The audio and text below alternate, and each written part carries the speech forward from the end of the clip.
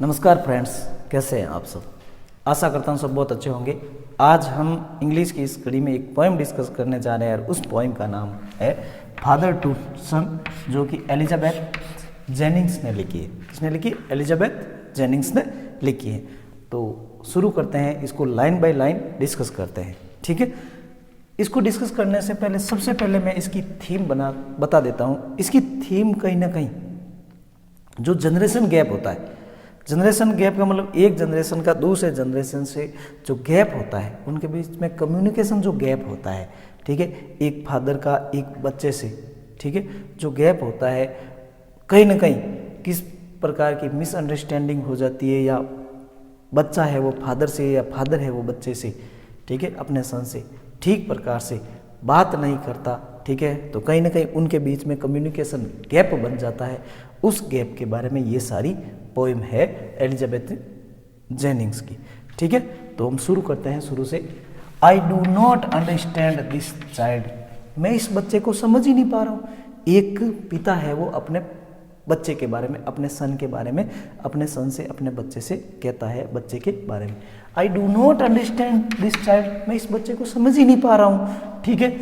Thou we have lived together now, परंतु हम काफ़ी समय से, ठीक है, शुरू से हम अभी तक साथ में रह चुके हैं, ठीक है, हम साथ में भी रह चुके हैं, परंतु मैं इस बच्चे को बिल्कुल समझ नहीं पा रहा हूँ। In the same house for years, एक ही जगह पर एक ही घर में कई वर्षों तक हम साथ में रह चुके हैं, ठीक है, साथ में रहते आए, परंतु मैं इस बच्चे को समझ ही नहीं पाया हूँ, इस बच्चे को समझ ही नहीं रहा हूँ, ठीक है। आई नो, मैं जानता हूँ, नथिंग ऑफ हिम, मैं उसके बारे में कुछ नहीं जानता, मैं उस बच्चे के बारे में कुछ नहीं जानता। तो है ना कहीं जनरेशन गैप, कहीं ना कहीं दोनों के बीच में कम्युनिकेशन गैप है। हो सकता है बाप अपने बेटे से ज़्यादा बातचीत नहीं करे या बेटा अपने बाप से ज़्यादा बातचीत नहीं करे, तो कहीं ना कहीं कम्युनिकेशन गैप है, ठीक है। So try to build up a relationship from how, तो मैं कोशिश करना चाहता हूँ अपने बच्चे से, अपने पुत्र से, अपने बेटे से, कि मैं उससे कुछ रिलेशनशिप बनाऊँ, कुछ रिश्ता बनाऊँ, ठीक है। रिलेशनशिप का मतलब होता है रिश्ता, ठीक है। मैं उससे कुछ रिलेशनशिप बनाऊँ, कुछ रिश्ता बनाऊँ, मैं ये चाहता हूँ, मैं ये कई बार कोशिश करता हूँ कि मैं उससे कोई रिलेशनशिप बनाऊँ। फ्रॉम हाउ, परंतु कैसे, उसकी शुरुआत कैसे हो, कैसे मैं उसको उस रिश्ते की मतलब उससे बातचीत करने की शुरुआत करूं, ठीक है। ही वॉज वैन स्मॉल, जब वो बहुत छोटा था तब से मैं उसके साथ मतलब रिश्ता बनाना चाहता हूँ, उससे बातचीत करना, उससे दिल खोल के मैं बातें करना चाहता हूँ, परंतु मैं उसको न वो मेरे को कभी समझ पाया है, ठीक है।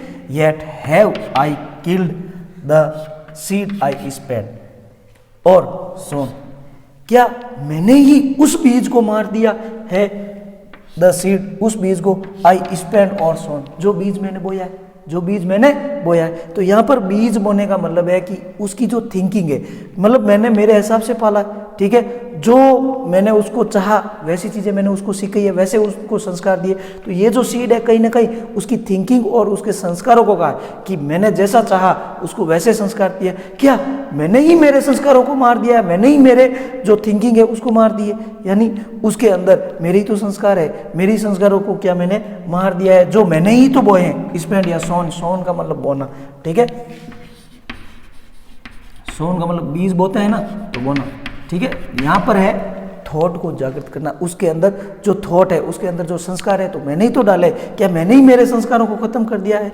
It where the land is his, ये लैंड उसकी थी, यानी जमीन उसकी थी, परंतु बीज मेरा था। कहने का मतलब दिमाग उसका था, परंतु थिंकिंग तो मेरी थी, ठीक है। उसके दिमाग में सोच तो मैंने डाली, उसके दिमाग में संस्कार तो मैंने डाले। दिमाग उसका हो सकता है परंतु संस्कार तो मेरे थे, जमीन उसकी थी परंतु बीज तो मेरा था। कहने का मतलब है उसके दिमाग में जो संस्कार है, उसके दिमाग में जो थिंकिंग है, वो तो मेरी थी, ठीक है। नन ऑफ माई, क्या उस पर मेरा बिल्कुल अधिकार नहीं, मेरा बेटा है, मेरा बच्चा है, मेरा सन है, क्या उस पर इतना सा भी अधिकार नहीं है कि मैं उसमें अच्छे संस्कार डाल सकूं, मैं उसमें मेरे संस्कार डाल दूं। तो मेरे संस्कार तो उसमें कहीं है ही नहीं, बिल्कुल, मतलब उन दोनों के बीच में बातें तो होती नहीं, कम्युनिकेशन गैप है, ठीक है।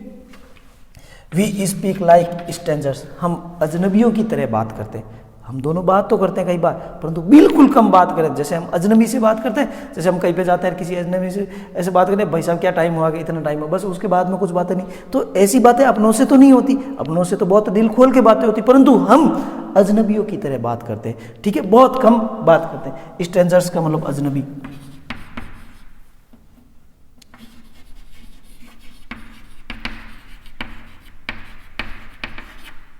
हम है ना बातें करते हैं ना तो बिल्कुल अजनबियों की तरह बातें करते हैं।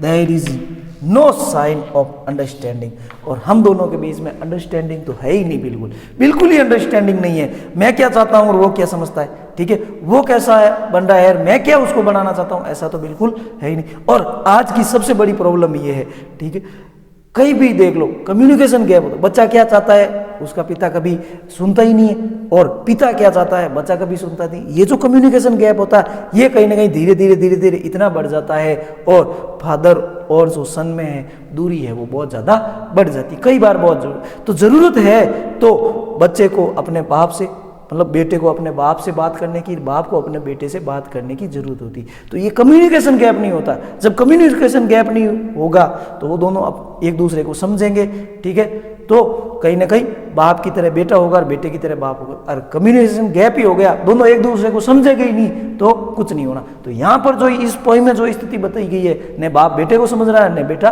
बाप को समझ रहा है, ठीक है।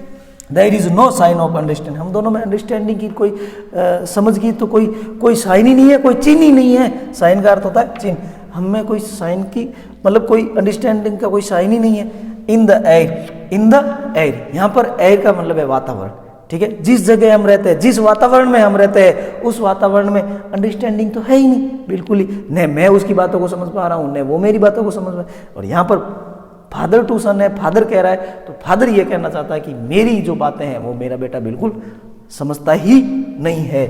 This child is built of my design, ये बच्चा है वो मेरी डिजाइन, डिजाइन का अर्थ यहाँ पे है इच्छाओं के, ठीक है, मेरी इच्छाओं, जैसा मैं चाहता हूँ ना वैसा, मतलब जो मैं चाहता था वैसा इस बच्चे को मैंने बनाना चाहा, ठीक है, मेरी डिजाइन के हिसाब से।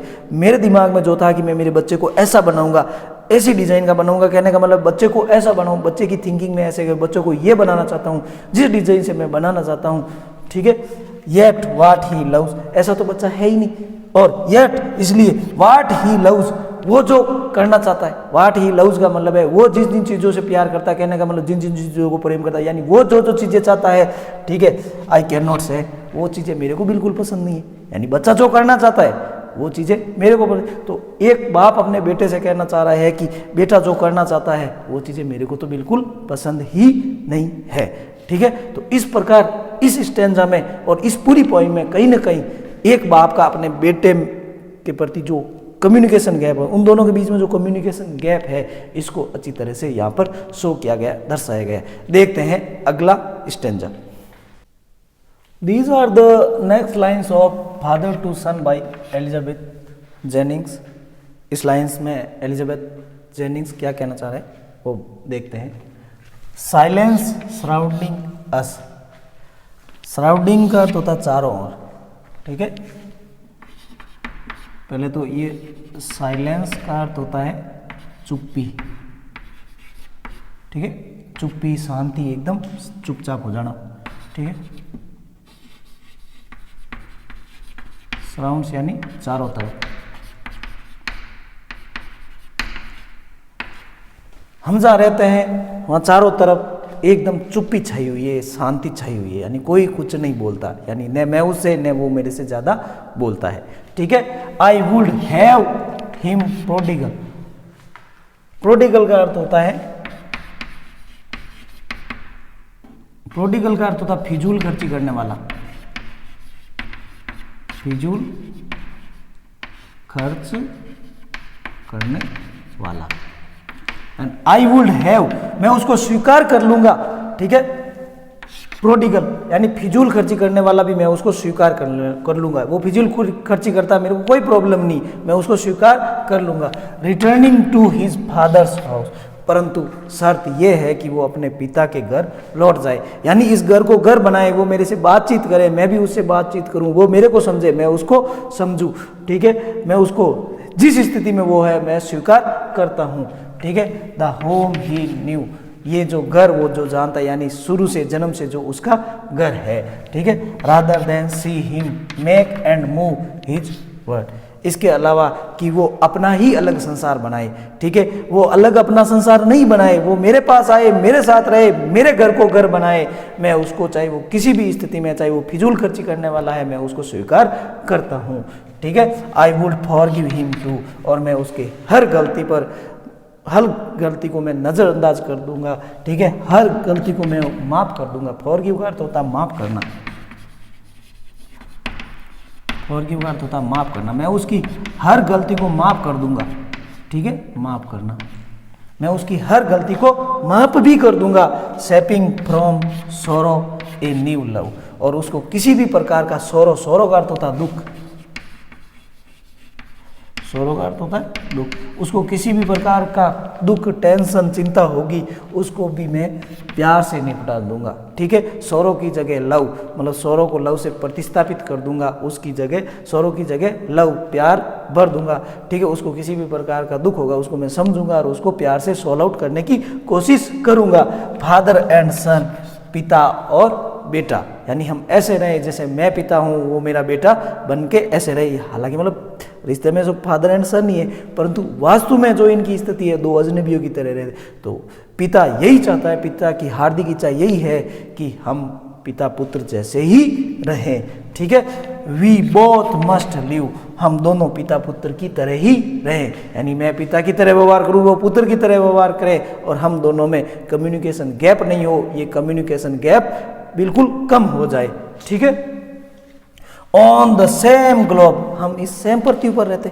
ठीक है, जिस पृथ्वी पर वो रहता है उसी पृथ्वी पर मैं रहता हूँ। ग्लोब का अर्थ होता है पृथ्वी, यहाँ पर ग्लोब का अर्थ है पृथ्वी।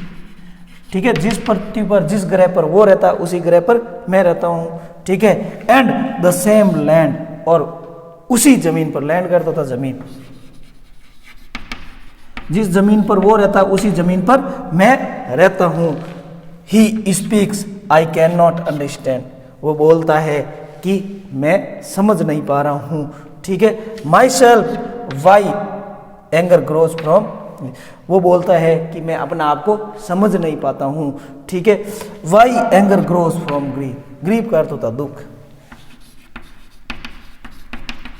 ग्रीफ का अर्थ होता दुख, और एंगर का मतलब होता क्रोध।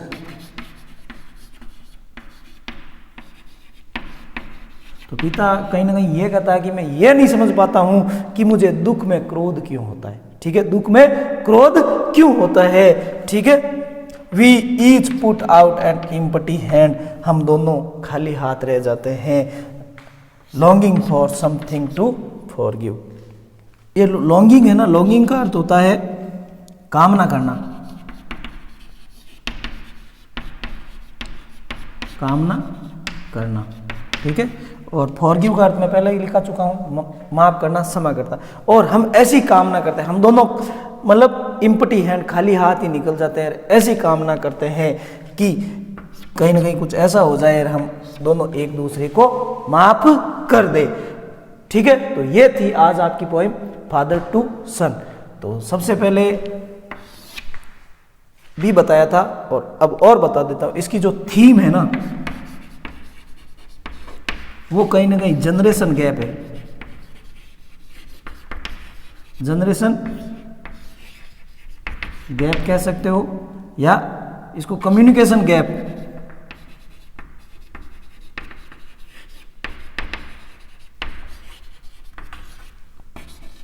Between father and sun,